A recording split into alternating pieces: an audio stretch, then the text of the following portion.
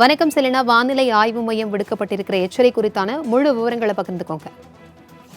குமரிக்கடல் மற்றும் அதனை ஒட்டி இருக்கக்கூடிய பகுதிகளில் மேல் ஒரு வளிமண்டல கீழடுக்கு சுழற்சி, அதே போல கேரள கடற்கரையை ஒட்டி இருக்கக்கூடிய தென்கிழக்கு அரபிக்கடலோர பகுதியிலும் ஒரு வளிமண்டல கீழடுக்கு சுழற்சி என்பது நிலவுகிறது. அதே போல தெற்கு அந்தமான் மற்றும் அதனை ஒட்டி இருக்கக்கூடிய பகுதிகளில் நாளை வளிமண்டல மேலடுக்கு சுழற்சி என்பது உருவாக வாய்ப்பு இருக்கக்கூடும் என்று தெரிவித்திருக்கக்கூடிய நிலையில், இந்த வளிமண்டல மேலடுக்கு சுழற்சி என்பது உருவாகிய பிறகாக 23ஆம் தேதி வாக்கில் தென்கிழக்கு வங்கக்கடலோர பகுதியில் இது காற்றழுத்த தாழ்வு மண்டலமாக மாற வாய்ப்பு இருக்கக்கூடும் என்றும் சென்னை வானிலை ஆய்வு மையம் தெரிவித்திருக்கிறது.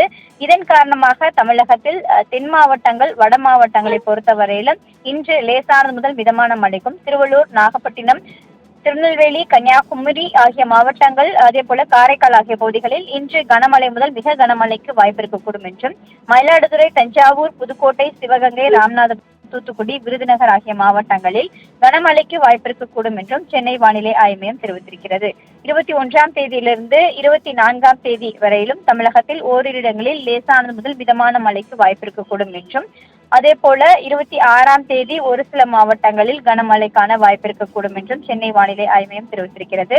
சென்னை மற்றும் புறநகர் சென்னையை பொறுத்தவரையிலும் அடுத்த 24 மணி நேரத்திலிருந்து 48 மணி நேரம் வரையிலும் வானம் ஓரளவு மேகமூட்டத்துடன் காணப்படும். நகரின் ஒரு சில பகுதிகளில் மட்டும் லேசானது முதல் மிதமான மழைக்கு வாய்ப்பு இருக்கக்கூடும் என்றும் எச்சரிக்கை விடுக்கப்பட்டிருக்கிறது. தகவல்களுக்கு நன்றி செலினா.